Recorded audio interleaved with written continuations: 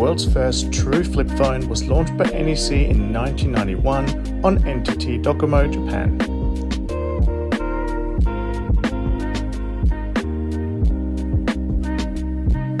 This model is based on the AMPS 1D standard, which doesn't use SIM cards but is part of the TDMA standards like GSM.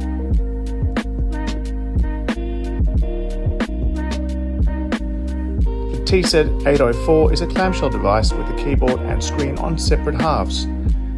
And at 105 by 55 by 33mm, it is mainly thick and slightly wider than modern flip phones. But at 270 grams, it is quite heavy.